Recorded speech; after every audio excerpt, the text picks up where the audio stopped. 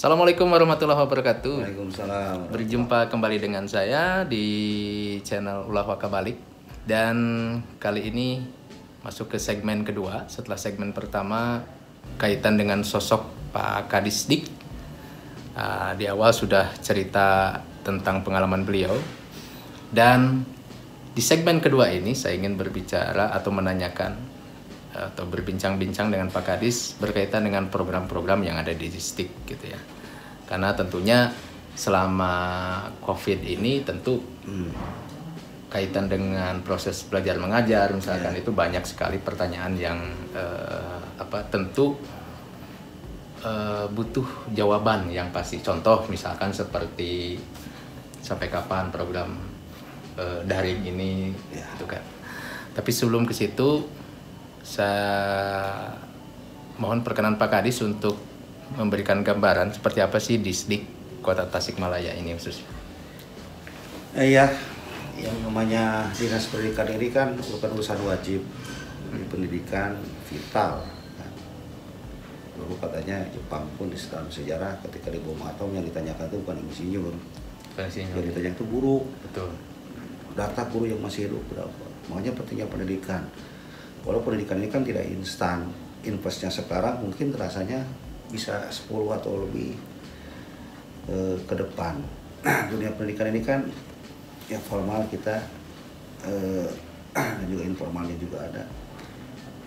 Kuncinya adalah memanusiakan manusia, menjadikan orang yang tadinya tidak tahu menjadi tahu, tadinya kurang beretika menjadi yang beretika, tadinya tidak disiplin menjadi disiplin. Itu cukup berat. Sangat-sangat berat. Makanya saya sering memotivasi kepada rekan-rekan guru. Kita ini terutama guru, profesi kita ini adalah layaknya membangun jalan ke surga. Betul. Kalau anak-anak yang kita didik menjadi orang berhasil atas didikan kita sebagian tentunya, insya Allah mungkin kita pun akan mendapatkan royaltinya. Yeah. Kayak gitu. Tetapi kalau sebaliknya kita didiknya nggak benar, anak-anak jadi misalnya tidak berakhlakul karimah, bahkan menjadi merugikan orang lain, kita pun tentunya akan diminta pertanggungjawabannya. Makanya buruhnya yang besar tentunya ya ingin buruh yang besar, tentunya kita melakukan sesuatu juga yang sulit, yang banyak resikonya. Makanya dunia pendidikan adalah dunia yang sangat-sangat kompleks gitu ya, penuh dengan dinamika, baik permasalahan yang formil maupun non formil, masalah kurikulum, masalah sumber daya manusianya, masalah fasilitasnya.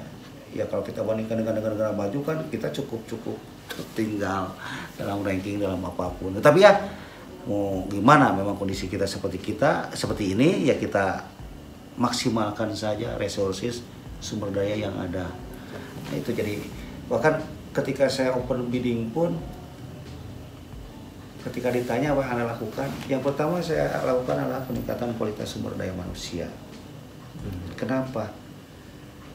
Karena kalau kita mengoyo dengan kondisi sekarang tanpa ada perubahan kualitas sumber daya manusia, saya kira kita akan tertinggal. Sementara mereka berlari, kita masih berjalan. Coba kita bayangkan saja, kalau diilustrasikan saya juga membaca dari yang lain. Dulu ketika tahun 1800-an mobil seperti apa? Masih mobil uap, lucu bentuknya kan? Betul. Tidak modern seperti sekarang. Pembelajaran tetap ruangan, ya guru, murid. Betul. Sekarang mobil sudah ada bisa yang tidak usah disupiri, bisa pakai komputer, bisa jalan sendiri. Bentuknya pun sudah jauh lebih berbeda, mungkin modern dari yang dulu. Tapi pendidikan perubahannya kan nggak terlalu signifikan. Betul. Masih tetap sama kan, ruangan. Gitu. Iya. Guru di depan, papan tulis, murid. Ya. Nah ini kan bahan renungan untuk kita. Bukan salah, enggak. Cuman barangkali kita harus bisa menyesuaikan dengan kondisi saat ini. Ya makanya kita literasi dalam Quran kan sudah jelas itu, membaca.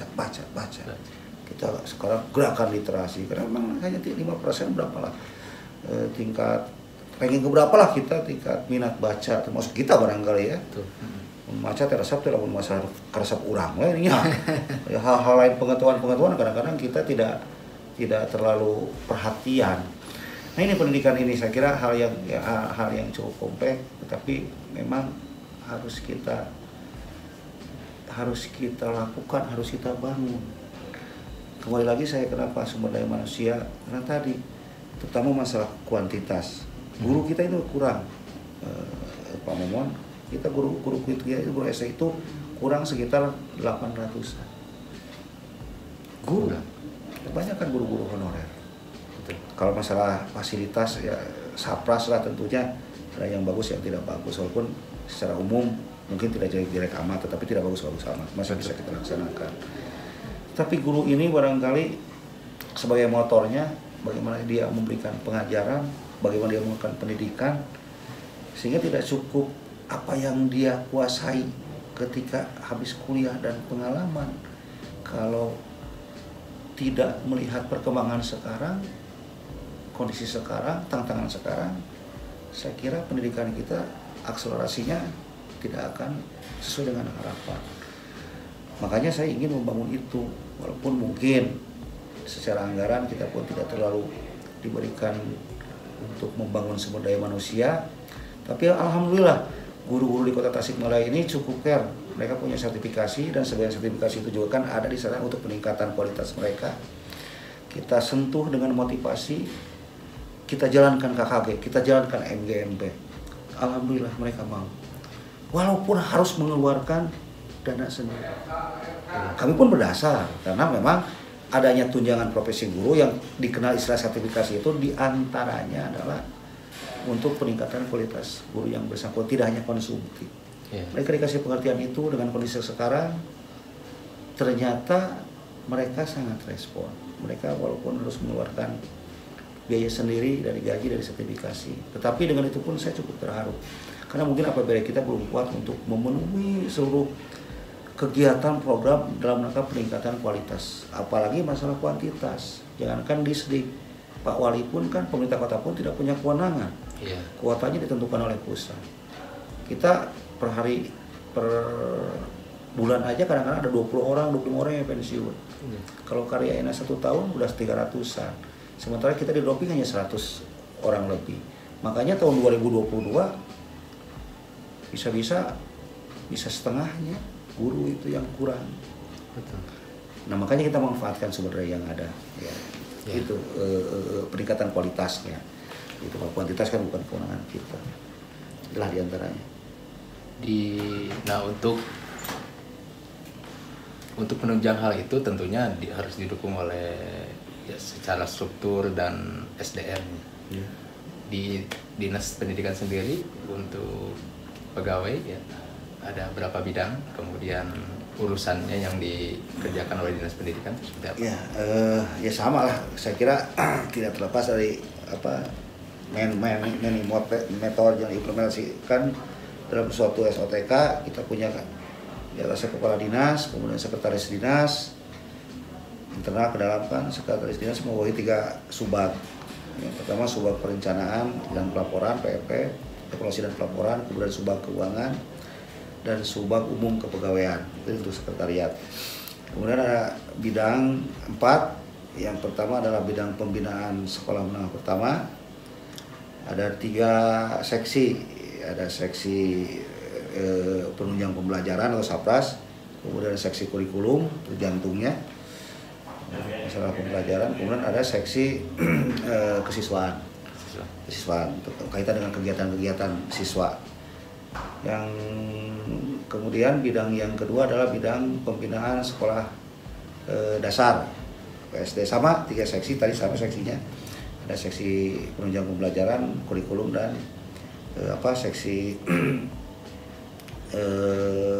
kesiswaan. Kemudian yang ketiga adalah GTK, guru dan tenaga kependidikan, itu bidang baru.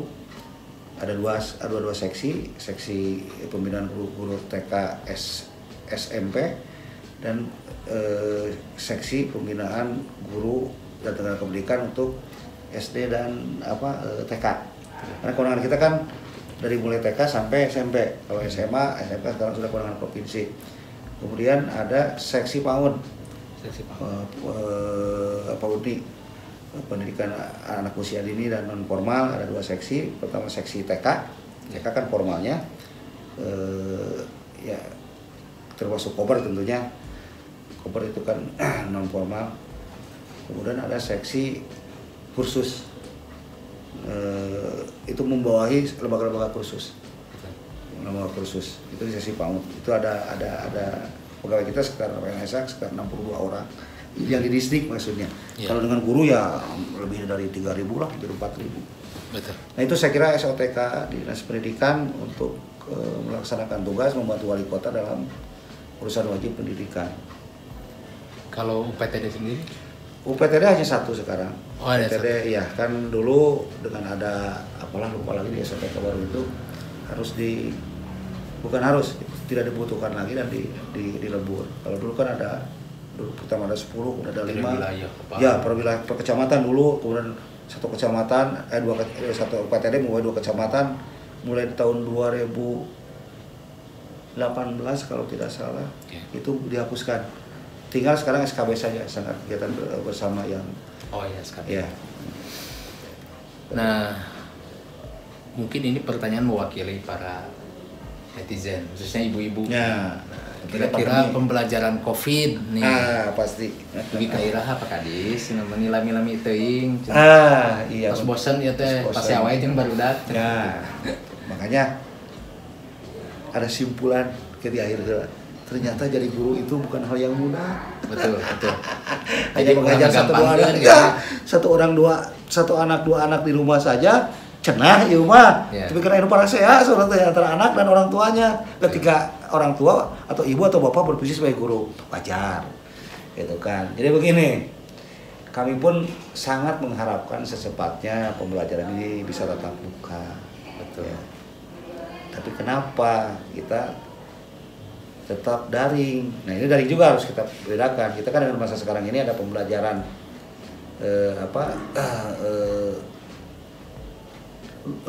daring dan luring. Itu pola dua-duanya.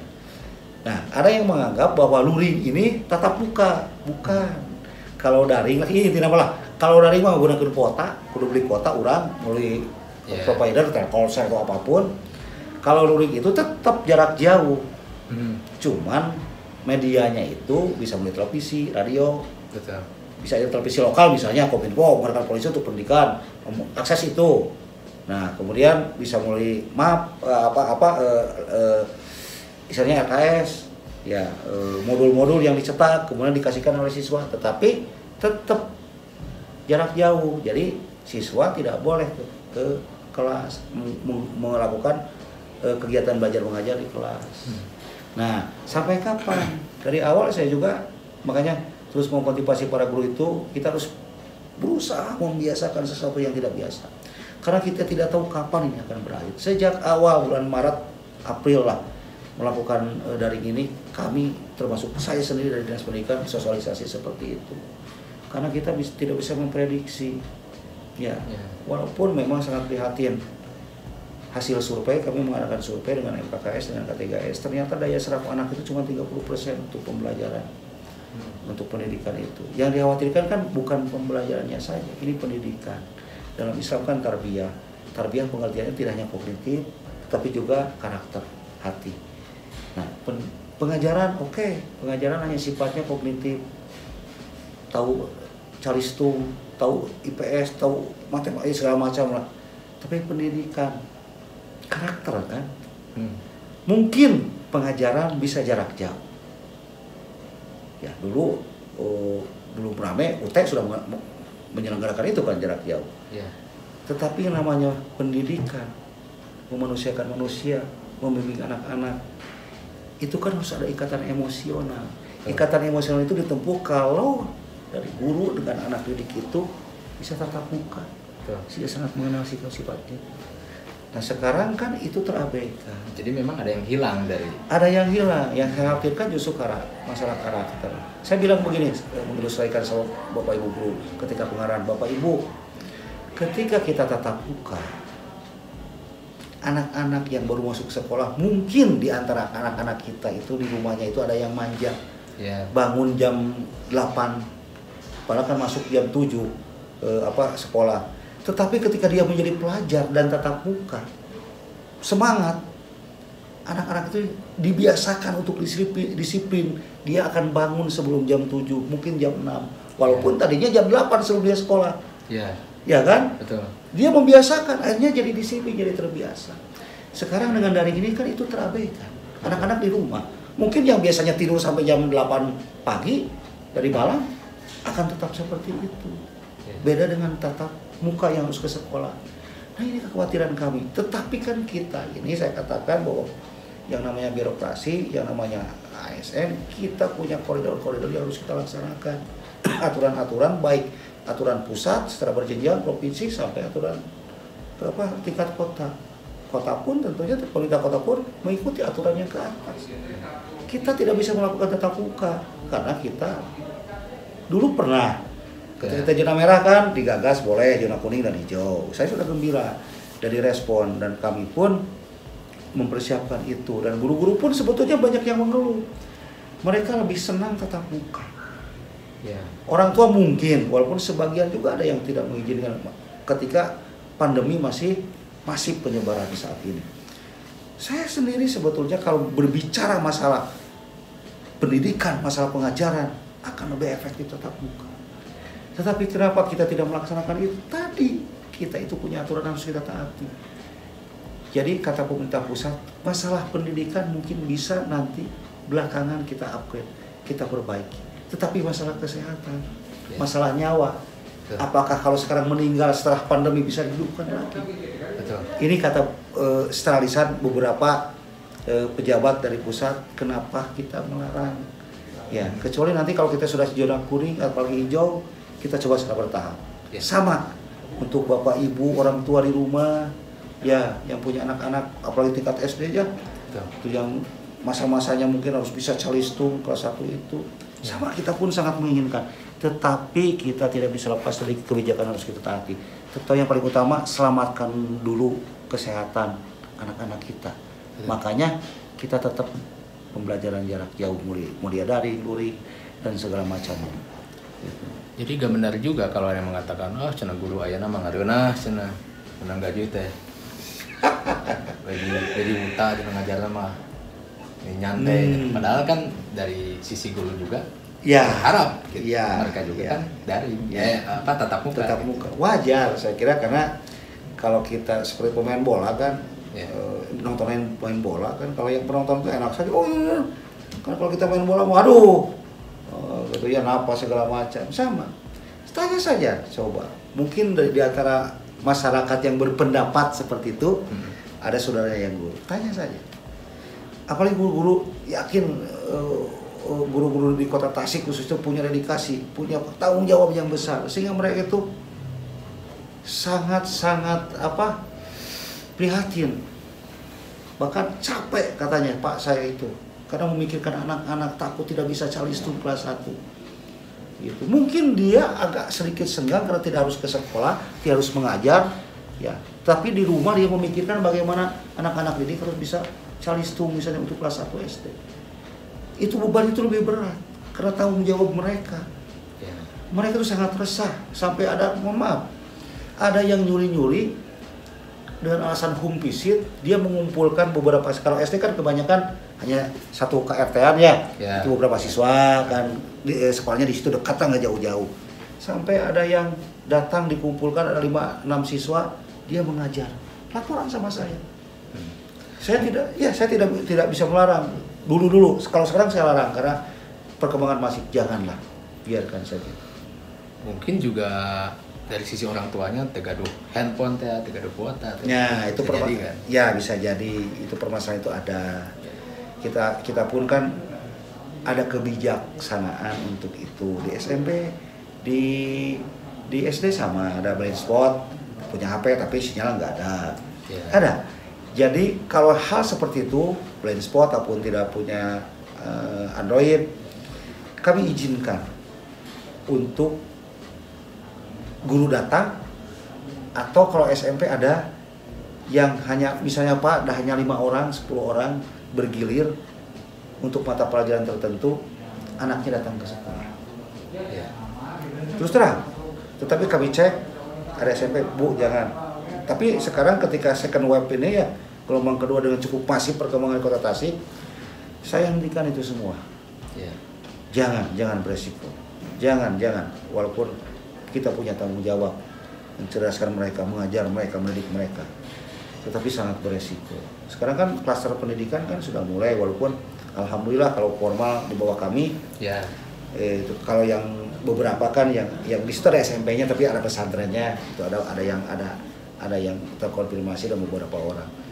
Kalau di lingkungan kami, karena kita ya memang tidak menyelenggarakan pembelajaran tatap muka, nyaris mau kemarin bulan September, ya kan, Agustus September lah, provinsi dulu kan aturannya SMA dulu, SMK, bisa 2 minggu kemudian baru SMP, tidak ada masalah baru SD. Tiba-tiba SMA kok udah membatalkan, apalagi kita SMP dan SD, dan setelah itu kita zona oranye, sudah aturan tidak membolehkan, kita tidak mau ambil resiko. Ya. Untuk keselamatan anak-anak, ya makanya mohon pengertian Bapak Ibu, ya dengan situasi seperti ini kami belum bisa menyelenggarakan pembelajaran tatap muka.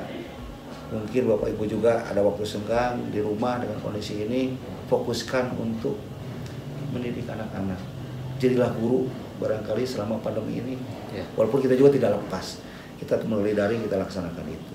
Itu saya kira tentang pendidikan pada saat ini.